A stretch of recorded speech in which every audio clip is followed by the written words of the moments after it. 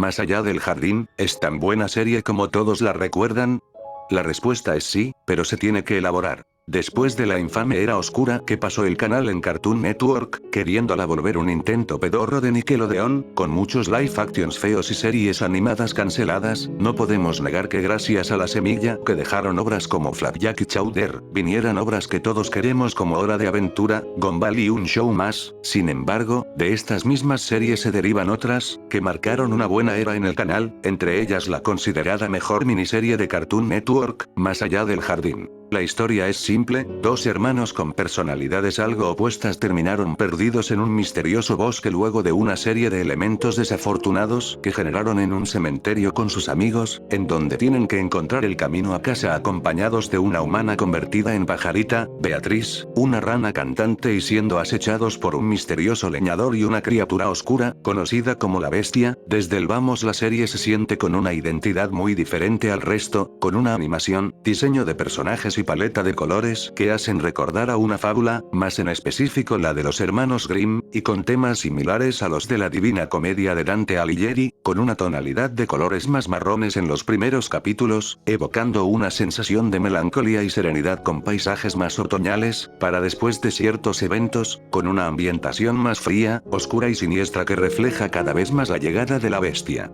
Los personajes son simples, pero efectivos. He escuchado quejas que el hermano menor, es decir, Greg, es un poco molesto y excesivamente positivo. Sin embargo, yo les pregunto, ¿cómo quieren que actuara? Es un niño muy inocente, muy chico, y que evidentemente no tiene la madurez para entender la gravedad del asunto. A su vez, sirve para tener un tono de ligero alivio cómico que ayuda a que la serie no se sienta tan pesada, y que a su vez que se complemente con la personalidad más tímida e introvertida racional de su hermano Weird. Hablando de este último, este personaje se podría decir que es el protagonista, porque gran parte de la serie se enfoca en que el personaje se desarrolle y madure, con un camino que lo ayuda a tomar mejores decisiones y ser alguien que se enfrente a las situaciones, en vez de huir de ellas. Es un tipo con una caracterización bastante realista en un chico tímido e inseguro que recién entra a la etapa de la adolescencia, lo que hace que aún dude mucho de sus capacidades, pero al ir enfrentando sus miedos, se vuelve mejor persona. Considero que es un personaje muy identificable en la mayoría del público, pues es de los que reacciona de la manera más coherente en la situación al estar en un ambiente extraño y desconocido. Por otro lado tenemos a Beatriz, la protagonista de la historia, siendo mandada por Adeleine, para que pueda volver a ser humana junto a sus padres a causa de un hechizo. Es básicamente la voz de la razón, un personaje que sirve para ayudar a Wyatt en su camino de maduración, lo que la vuelve un personaje simple, pero bastante efectivo. Como últimos personajes importantes a lo largo de la trama, tenemos a el leñador y la bestia. El primero siendo una especie de antihéroe, el cual es alguien de buenas intenciones, pero que lamentablemente a causa de querer seguir preservando la vida de su hija, este permite que la bestia tome control de sus acciones, y termine por ser el principal proveedor de la fuente de vida y poder de la bestia al talar los árboles del bosque para usar su aceite como combustible.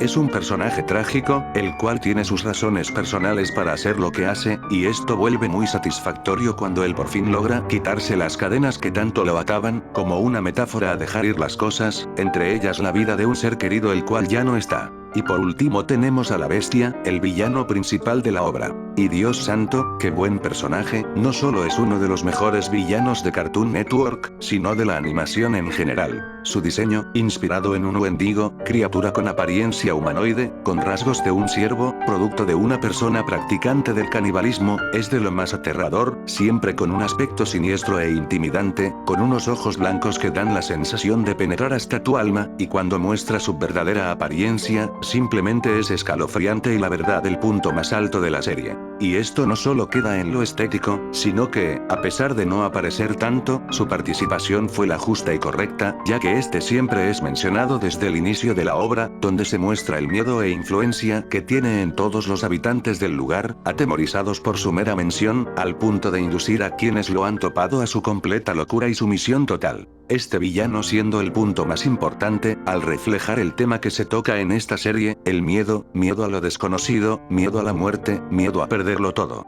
Todos en la obra tienen miedo, Weir tiene miedo, Greg en parte tiene miedo de perder a su hermano, Beatriz y el leñador tienen miedo de perder a sus seres queridos. Es increíble cómo esta pequeña serie logra encapsular de la mejor manera el tema que se piensa tratar, el cómo el miedo y temor a lo desconocido nos orilla a tomar ciertas decisiones, algunas buenas, otras terribles, el cómo el miedo es una característica intrínseca en todos los seres vivos para su óptima supervivencia, pero como al igual que del caos viene el orden, de la vida la muerte y del yin, viene el yang, el enfrentar con coraje es lo que debemos hacer para poder desarrollarnos como personas. Y esto aplica en cualquier situación, no solo en temas de supervivencia. ¿Cuántos de ustedes no tuvieron miedo cuando reprobaron un examen? ¿Cuántos no tienen miedo de quedarse sin trabajo? ¿Cuántos de aquí no tuvieron la valentía de decirle a tu amor platónico de la infancia lo que sentías por miedo al rechazo? ¿Cuántos de ustedes no tienen miedo de perder a algún ser querido o de perder tu propia vida?